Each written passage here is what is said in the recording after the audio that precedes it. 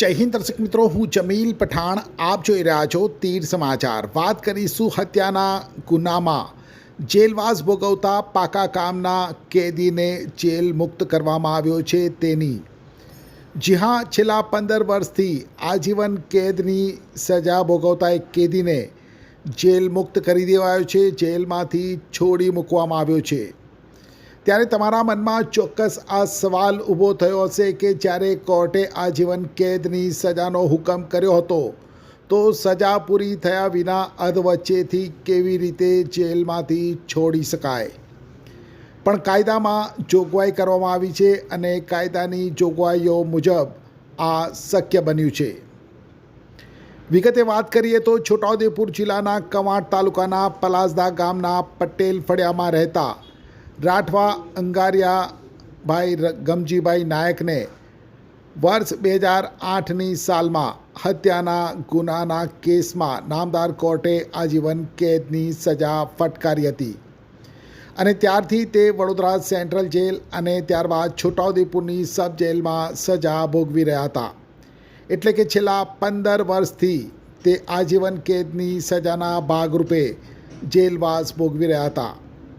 સમય અને સંજોગો મુજબ હત્યા જેવા ગંભીર ગુનાને અંજામ આપનાર અંગારિયા રાઠવાનું જેલવાસ દરમિયાન વાણી, વર્તન અને વ્યવહાર સારો રહ્યો હતો. જેલવાસ દરમિયાન તેણે વણાટકામ, સુથારી કામ કરવાની સાથે વીસી તરીકેની કામગીરી ખૂબ જ જવાબદારીપૂર્વક નિભાવી હતી.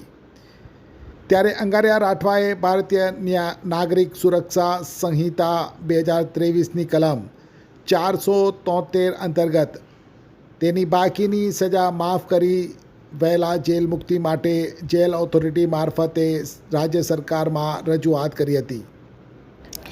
જેલ વિભાગના ડીજીપી ડૉક્ટર KLN રાવના માર્ગદર્શન હેઠળ છોટાઉદેપુર સબ જેલના અધિક્ષક દ્વારા ભારતીય નાગરિક સુરક્ષા સંહિતા 2023ની કલમ 473 હેઠળ કરવામાં આવેલ દરખાસ્ત અને જેલ વિભાગના હકારાત્મક પ્રયાસોના કારણે રાજ્ય સરકાર દ્વારા પાકા કેદી અંગારિયાભાઈ ગમજીભાઈ નાયકની જેલ જીવનની સારી કામગીરી તથા સારી ચાલ ચલગતને ધ્યાને લઈ બાકીની સજા માફ કરીને શરતોને આધીન જેલ મુક્ત કરવાનો આદેશ કરવામાં આવતા છોટાઉદેપુર સબ જેલમાં આજીવન કેદની સજાના પાકા કામના કેદી અંગારિયાભાઈ ગમજીભાઈ નાયકને જેલ મુક્ત કરવામાં આવ્યો છે.